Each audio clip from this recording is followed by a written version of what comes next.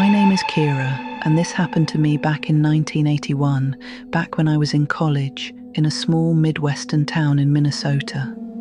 It was the first time I'd ever lived completely on my own, no roommates, no dorms, just me in a tiny one-bedroom second-floor apartment near campus. It wasn't perfect. The walls were thin, the heater clanked at night, and the pipes sounded like they were groaning in their sleep. But it was mine. And the best part, it was quiet, like too quiet, except for the apartment below me. I never saw who lived down there, never ran into them in the hallway, but almost every night, around 2 or 3 a.m., I'd hear sounds, furniture dragging across the floor, heavy footsteps pacing back and forth, low, rhythmic humming, sometimes even hysterical laughter. I figured maybe they worked night shifts, or maybe they just had bad insomnia, or they were just plain loony. I thought about going down to introduce myself, but I always chickened out. Until one night, when the noise got so bad, it literally shook the floor. I grabbed my broom and gave the floor 3 good whacks. The noise stopped immediately, and then I heard 3 knocks from beneath me. I didn't sleep much that night because after the knocks there came sounds that sounded like scratching. The next morning, I went to the landlord's office and casually asked who lived in 1B. He gave me a weird look and said, "Nobody. That unit's been empty since the terrible tragedy that happened in there last year. Gutted the whole thing. It's uninhabitable." I asked him what happened, but he just shook his head sadly and wouldn't answer. I said I'd been hearing noises and he just laughed it off. He said, "The building's old, pipes bang, floors creak, nothing to worry about." I left his office in disbelief. I immediately went out and bought a cheap cassette recorder with a C180 tape. I recorded 90 minutes with the usual sounds coming from below. Right before I fell asleep, I flipped it over and left it running for another 90 minutes. When I played it back the next morning, there were the usual sounds: dragging, pacing, humming, scratching, low laughter, and then a voice, whispering. It said my name.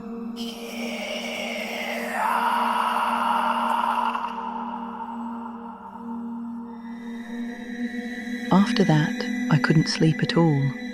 I moved my bed into the living room, tried to sleep with the TV on with the after-programming white noise.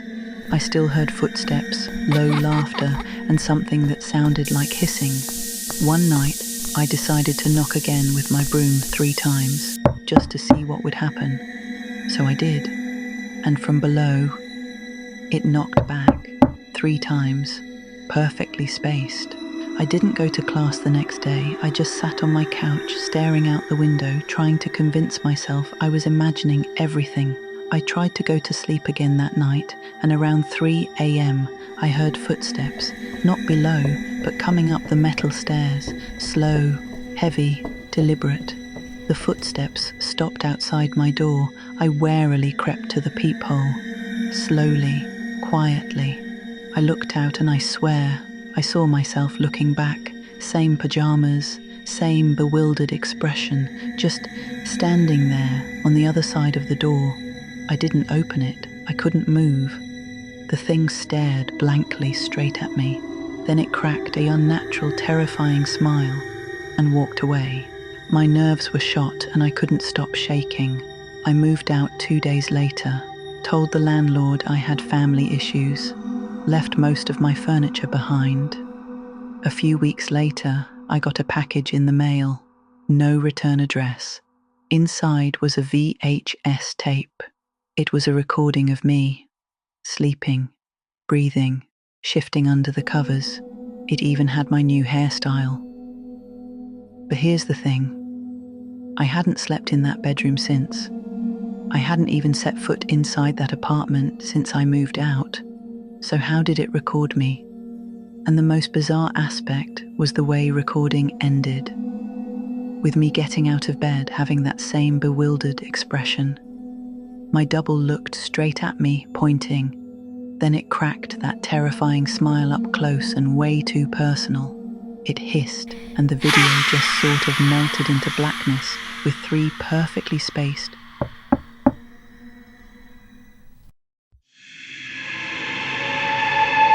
This isn't my story exactly.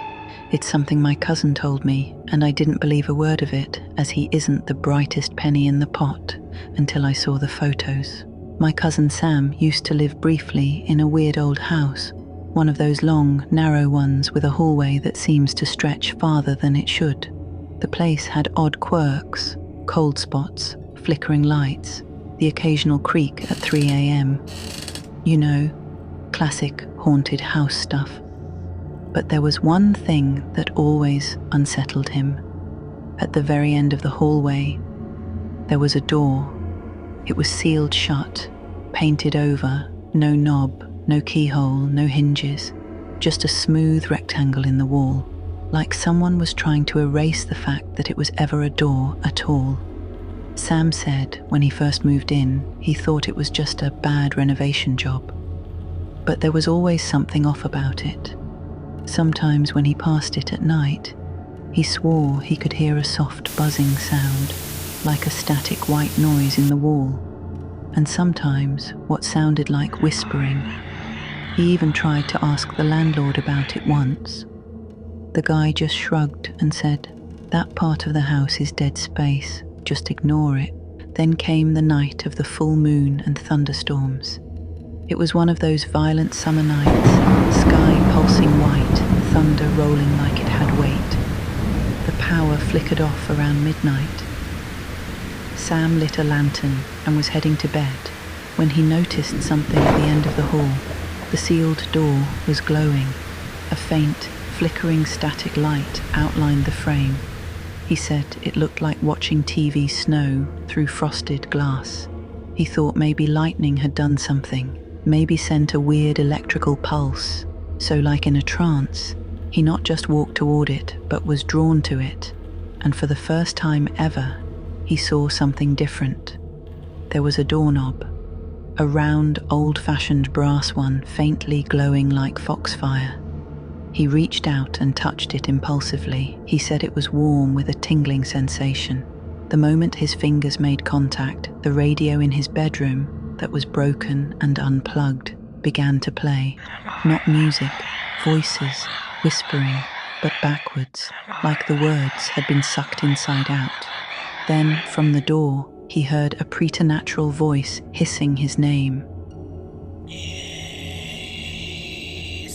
He yanked his hand back, stumbled into his room, slammed the door shut, and locked it. He slept fitfully that night, in full moonlight, with odd Salvador Dali dreams after the uncontrollable shaking ended.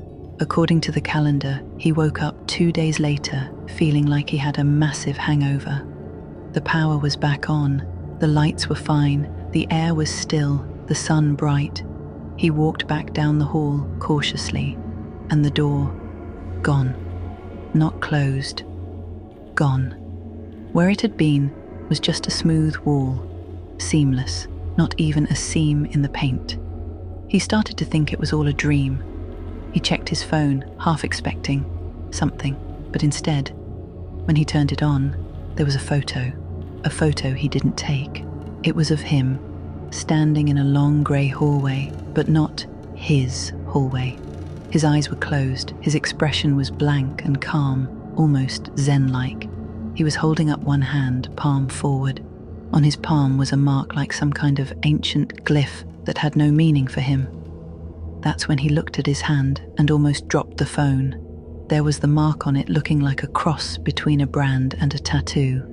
And behind him in the photo, the sealed door was wide open, with a shadowy figure standing there with no distinct features. He moved out a few weeks later, never talked to the landlord again, but he sent me that photo, and I wish I could say it was fake. I've did a reverse image search, nothing. I even checked the metadata, no timestamp, no file origin, just one word in the photo's information, static. I didn't think much about it after that. Maybe Sam had just been messing with me, but he had showed me the mark on his hand. And then last month, Some guy posted photos in a local paranormal Facebook group I follow. One was a shot of his house, but the second photo was of him in the same grey hallway, different house, different person, different full moon, the same exact photo but with a different person, the same closed eyes, blank and expressionless, the same door, open behind him with the same shadowy, featureless figure, same mark on his palm, same hallucinogenic dreams, waking up 2 days later feeling drugged. He described his experience. It was identical to Sam's. Every full moon, that door appears again, glowing around the edges like a sinister portal. Not always in the same place, not always for the same person, but someone always opens it, and someone always has a lapse in memory and time. The only thing left behind is a photograph. And if you're listening to this now, check your hallway tonight, because if there's a door where there shouldn't be, don't touch the knob. After everything that happened, the apartment that used to be below me, the door my cousin swore disappeared, I started digging. I needed answers, something to explain it all, something that made it make sense. I found a thread online, half buried on an old message board on Reddit for urban explorers. It mentioned a place called the Echo Room. Just those 3 words. No location, no photos, just fragments. People left comments like, "I came back. Different. Time didn't move right in there. The silence has teeth. A glitch in the matrix. Time seemed to bend. Mirrors, but no reflection." Someone mentioned it was part of an old sound studio on the outskirts of Minneapolis, a place that had been shut down years ago after a fire was started during the Black Riots, in a part of the city that looks like decades after a Chernobyl-type disaster, completely devoid of humans, except the ones you wouldn't want to meet. Now, nature is taking over once again. They said the fire didn't destroy it. It just froze it. I thought it was just another internet paranormal story made up by bored folks trying for sensationalism. But I dug deeper. I finally found coordinates attached to an image file. It was just a grey hallway with a door at the end. The same hallway from the photo my cousin sent me. So I left to find it, leaving my comfortable cabin in the woods on Sunday night. I left my German Shepherd to guard our place with enough food and water for a day and a half.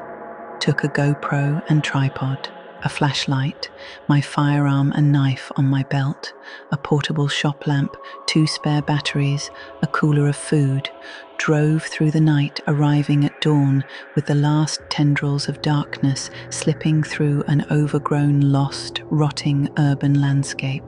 I parked under a massively large oak that completely hid my Jeep. The building was fire damaged, run down and abandoned, located in an area that was way past decay.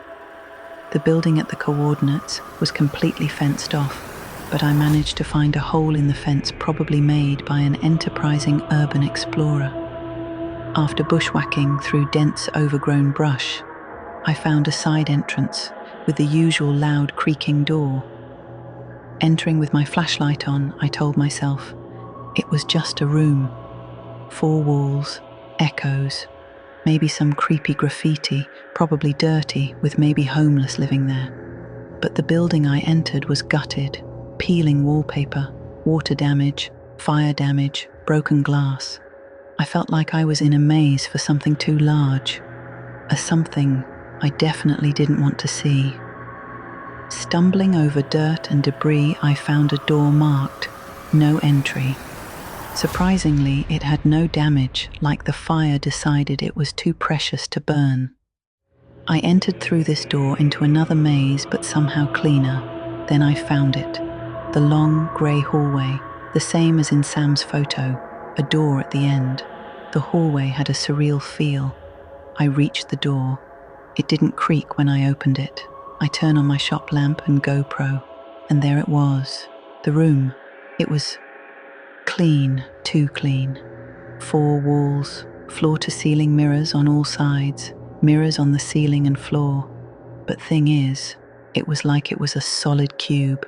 No windows, no sound. Like sound didn't exist. No real reflections, just slow-motion catch-ups. That was the first thing I noticed. The mirror didn't really reflect, it absorbed. The illumination from my shop lamp was drawn into the mirror like a long silent inhale that didn't end. When I moved, there was a delay, like the reflection was thinking. My movements and breathing ceased to have sound, like being in an endless void or vacuum. I filmed everything, which wasn't much, did a full sweep, the 4 walls, ceiling, floor, but it was just an empty room. Even left the camera rolling on the tripod at the door while I stood in the center. No voices, no whispers, no sounds, no real reflections. Just me, or so I thought. When I made my way out and returned to my Jeep, I checked my phone for any messages. That's when I was terrified beyond belief. My phone said it was Wednesday. I was in the echo room for 2 days. I drove in shock back to my cabin. My dog greeting me overly enthusiastic and very hungry. Then I loaded the footage. It starts normal. I walk in, set my shop lamp down, pan the camera, look around. But then I notice something that made my stomach drop and my throat catch. When I walk in the middle with the GoPro on the tripod. I never walked out. The camera keeps rolling. Minutes pass, then hours. Longer than the GoPro can record, and I'm just standing there, frozen, staring into the mirror. Then my shop lamp flickers, batteries failing, and in the footage, I turn to the camera, slow, deliberate, and I say, "Don't look behind you." The video ends there. Here's the thing, I never said that, not while recording, not in the room, there wasn't any sound, and yet there I am, saying it. I tried to examine the footage. I thought maybe it glitched, maybe audio from something else got layered over. But it's my voice, my lips, moving, one continuous shot. I went to bed that night with every light on, snuggled up with my dog. I didn't sleep.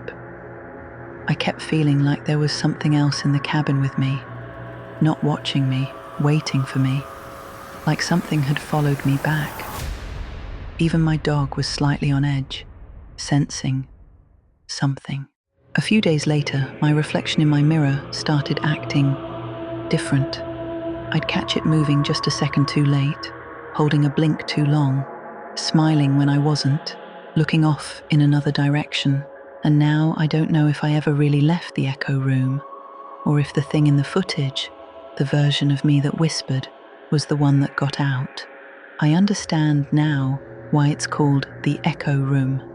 You are the echo of yourself. I wake up and I swear I'm still there, like a frightening déjà vu, just standing, waiting, staring into a mirror that doesn't give anything back. If you ever go to find the echo room and you think it's just a story, bring a mirror with you, a real one, something portable, something honest, because the ones inside lie, and the version of you that walks out might not be you at all.